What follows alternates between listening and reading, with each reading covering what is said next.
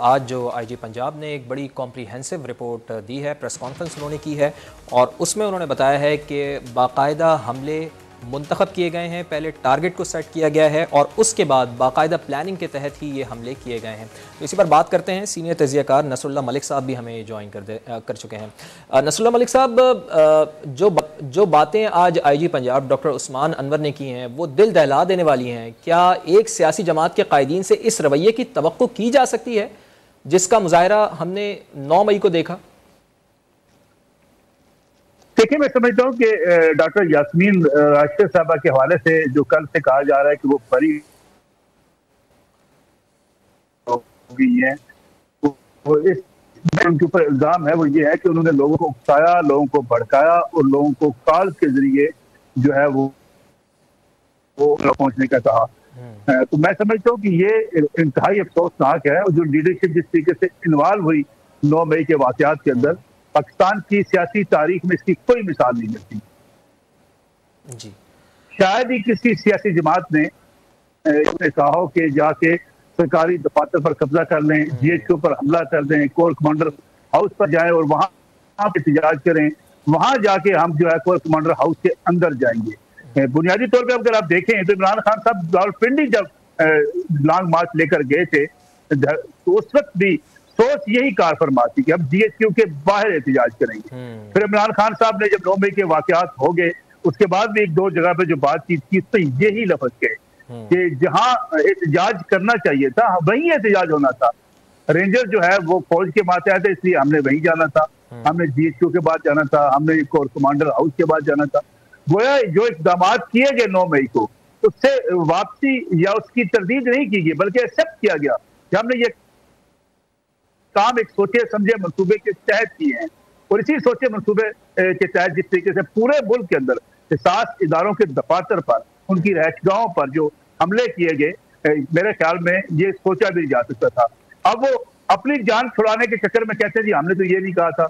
जो कारकुन अंदर गए, जिन्होंने जाके आग लगाई, जिन्होंने पूरे घर को जला के राख कर दिया, जिन्होंने इतनी कायद-ए-आज़म की तस्वीर के साथ भी जो सलूक किया गया, यानी शायद ही कोई पॉलिटिकल वर्कर ने कभी ये सोचा हो किस किस्म का रवैया अख्तियार किया जा सकता है।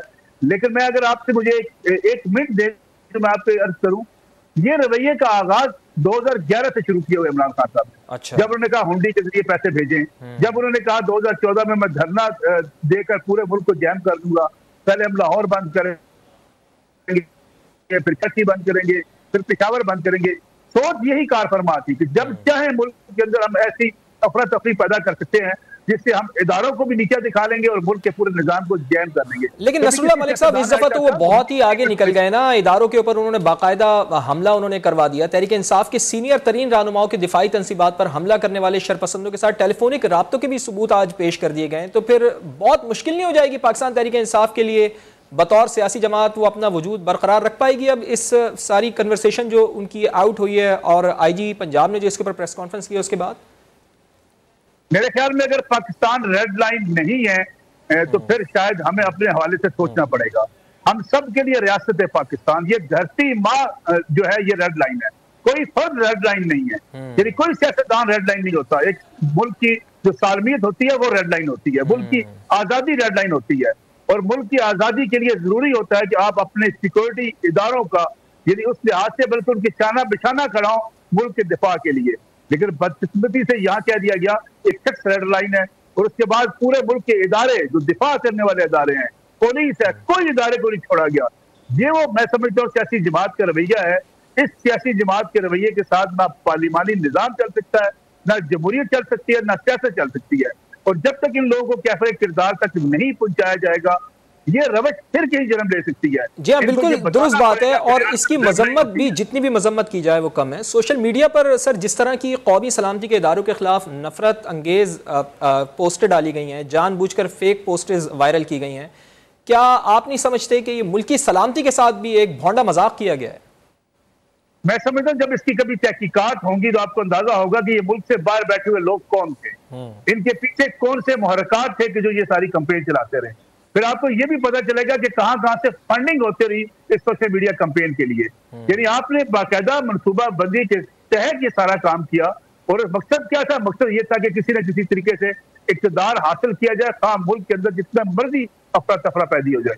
यानी आप तसव्वुर करें, ये सीरिया की बातें, इराक की बातें, ये किसने शुरू की? कभी कोई सियासतदान जो इस मुल्क में रहता हो, इस मुल्क ने उसे इज्जत दी हो, इस मुल्क ने उसे प्राइम मिनिस्टर बनाया हो, ये बात सोच सकता है कि वो मुल्क की सालगिरह पर बात करे? वो ये कहे कि हम इराक बन जाएंगे, हम शाम बन जाएंगे। बल्कि लोग तो कहते हैं खुदा ना खास्ता अगर मुल्क की सालगिरह के ऊपर कोई हर्फ आया तो हम सब खड़े होंगे मुल्क के दिफा के लिए। नसरुल्लाह मलिक साहब, ये बड़ा अहम नुक्ता है कि सियासत में ये जारियत का अंसर कब से गालिब हुआ है। हमने तो ये देखा है कि सियासतदान तो हमेशा बातचीत करते हैं, एक टेबल पर बैठते हैं, एक दूसरे से मुज़ाकरात करते हैं, बातचीत के जरिए मसाइल का हल निकालते हैं। लेकिन पाकिस्तान की सियासत में बदकिस्मती से ये रवैया क्यों परवान चढ़ रहा है और इसकी क्या वजह है? कब से ये रवैया परवान चढ़ना शुरू हुआ, इसके ऊपर जरा रोशनी डालिए। इमरान खान साहब ने जब थोड़ी सी पॉपुलैरिटी हासिल की, उस वक्त से उनके दिमाग में ये बात मौजूद है कि वो पॉपुलर भी हैं और वो खुद परस्ती के उस दौर में मुब्तला हो गए, उस बीमारी में मुब्तला हो गए जिसका शायद इलाज दुनिया में कोई नहीं होता। अब वो समझते हैं कि वो हर चीज से बालातर है, ना उनको अदालत बुला सकती है, ना उनको किसी कानून के कटहरे में खड़ा होने की जरूरत है, ना वो पार्लियामेंट में जाना पसंद करते थे, उस पार्लियामेंट में जहाँ उनके मुखालफिन बैठे हों। वो नेशनल सिक्योरिटी कमेटी के इजलास में शिरकत नहीं करते, अपोजिशन लीडर से सलाम लेना पड़ जाए। टाइम बहुत कम रह गया है नसरुल्लाह मलिक साहब, आखिरी फाइनल आपसे सवाल, इसके ऊपर कमेंट आपका चाहूंगा। क्या इस चीज का इम्कान है कि तहरीक इंसाफ को बैन कर दिया जाए और उसकी क़यादत नाअहल हो जाए? मैं कहता हूं हर उस शख्स को नाअहल कर देना चाहिए जिसने मुल्की इदारों के ऊपर हमले किए हैं, जिसने मुल्की सालमियत पर जो है आवाज उठाई है।